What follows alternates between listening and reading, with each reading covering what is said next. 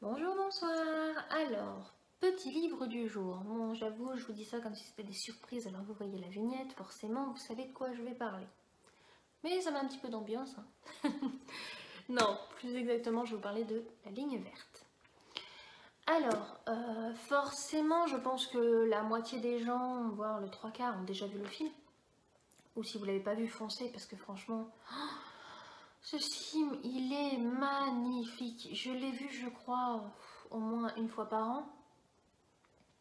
Je l'ai en DVD pour vous dire à quel point ça date et je le regarde encore, et quand je le regarde j'ai toujours les larmes aux yeux pour vous dire à quel point ouais, cette histoire est magnifique, elle touche en plein cœur et on s'attache au personnage et on est là, on veut le sauver, on veut savoir la vérité et on veut comprendre, pardon, on veut comprendre pourquoi ils n'ont pas vu, pourquoi ils n'ont pas compris. C'est magique, c'est vraiment le livre magique. Vraiment le livre qui vous touche en plein cœur et qui va vous faire couler une larme et qui vous fait comprendre qu'il y a des choses magiques et belles. Oui, je répète beaucoup magique, mais vraiment ce livre m'a touchée. Ce livre, ce film, parce qu'après j'ai vu forcément le film et je l'ai acheté en livre aussi, je l'adore. C'est vraiment le livre à avoir dans sa collection quand on aime. Autant les livres de Stephen King vont taper souvent dans tout ce qui est horreur ou voilà, autant celui-là va être plus dans se remettre en question, s'attacher aux gens, ne pas se fier aux apparences non plus, parce que souvent on a tendance à se fier aux apparences, ce qui n'est pas forcément bien. Mais bon, voilà, on est tous pareils. Il y a des moments où on va s'attacher aux personnages, alors qu'on ne devrait pas, et on s'aperçoit qu'en fait non, et à l'inverse. Ouais, c'est vraiment le livre que je vous conseillerais du plus profond de mon cœur de lire, et vraiment, vraiment de bien vous mettre dedans, de vous immerger. Immergez-vous de toute cette histoire, de toute cette magie. Voilà, que dire de plus à part que c'est beau, c'est fantastique et c'est triste à la fois. Mais vraiment, on est triste et on se demande pourquoi et on se dit non. Et que dire de plus? Que dire de plus à part lisez-le, lisez-le. Vraiment, vraiment, vraiment. C'est vraiment une belle mais merveilleuse histoire. Et c'est le genre d'histoire qui donne envie vraiment de, quand on lit des livres, bah de retomber sur ce genre d'histoire et qui nous touche à ce point-là. Voilà, je ne peux pas vous dire plus parce que c'est magique, c'est beau et waouh. Du coup, bah, je vous lirai le résumé, le premier chapitre comme convenu et à très bientôt. Ah, on n'oublie pas s'il vous plaît, petit pouce bleu, abonnez-vous.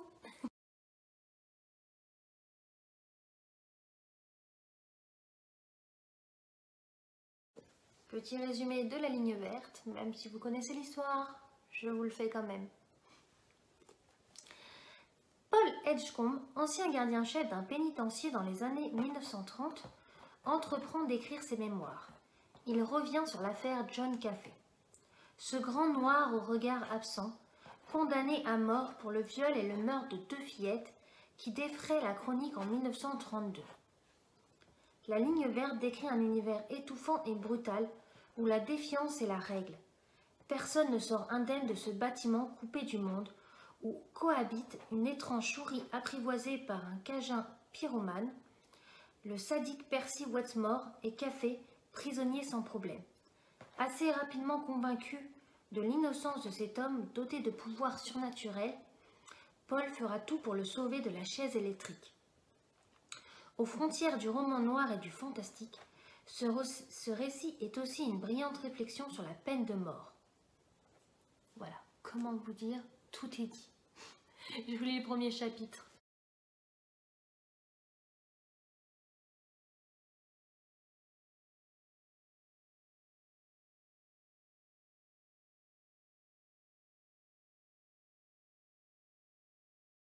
Ça s'est passé en 1932, quand le pénitencier de l'État se trouvait encore à Gold Mountain. Naturellement, la chaise électrique était là. Il en blaguait de la chaise, les détenus, mais comme on blague des choses qui font peur et auxquelles on ne peut échapper.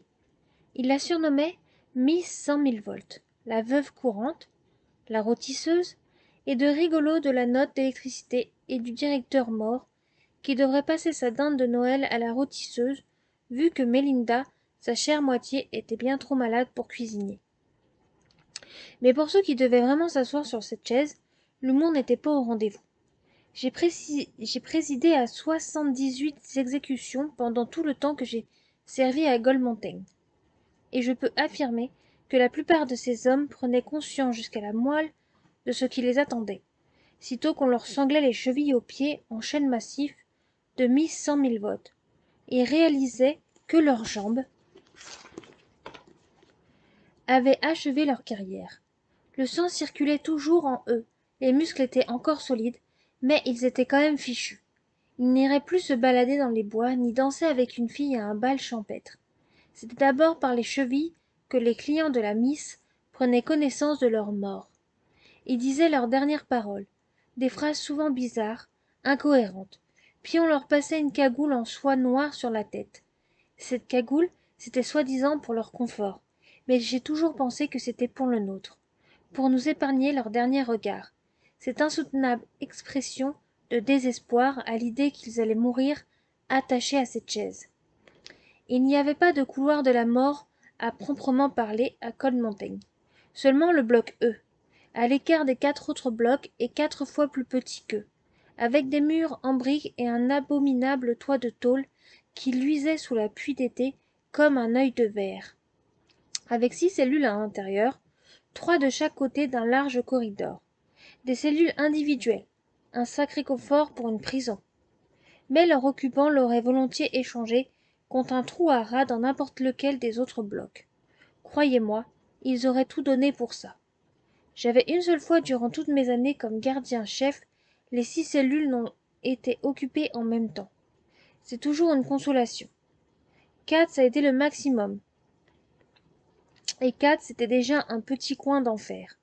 On a même eu une femme pour pensionnaire, Beverly McCall, noire comme l'as de pique et belle comme le péché que vous n'avez jamais eu le cran de commettre. Elle a enduré pendant 6 ans un époux qui la battait, mais elle n'a pas supporté qu'il la trompe une seule fois. Un soir, après avoir découvert qu'il la faisait cocu, elle a guetté le malheureux Lester McCall, plus connu de ses copains, sous le sobriquet de tondeur, en haut de l'escalier menant à l'appartement, situé au-dessus du salon de coiffure. Elle a attendu qu'il enlève son manteau, et au moment où il avait encore les 2 bras dans les manches, elle lui est tombée dessus et a tranché l'objet du lit avec l'un des rasoirs de la boutique. Mort saigné à blanc, le tondeur. 2 jours avant de prendre place sur la chaise, elle m'a appelé pour me dire qu'elle avait fait un rêve, et que dans ce rêve son père spirituel africain lui disait de rejeter son nom d'esclave et de mourir sous son nom de femme libre, Machuomi. Je suppose que son père spirituel ne lui avait pas donné de prénom africain. Je lui ai dit d'accord, pas de problème. S'il y a une chose que j'ai apprise pendant toutes ces années comme chef maton, c'est de ne jamais rien refuser à un condamné à moins qu'il ne me demande les clés de sa cage. Dans le cas de Beverly, cela n'avait pas d'importance de toute façon.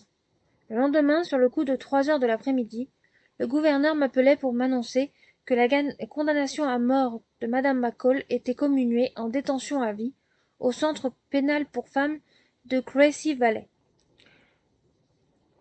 Tout pénal et sans pénis, comme on disait alors. J'étais drôlement content, je peux vous le dire, de voir le beau cul rond de Bess prendre à gauche et pas à droite quand elle s'est pointée au bureau de permanence.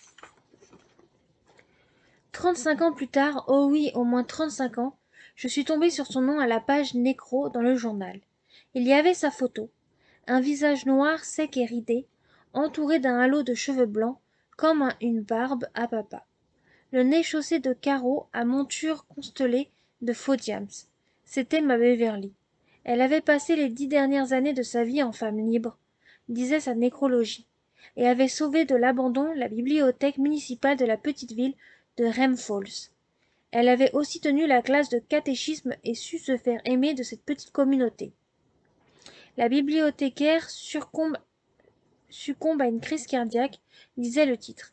Et en dessous, en caractère plus petit, presque comme une pensée après coup, elle avait passé 25 ans en prison pour meurtre.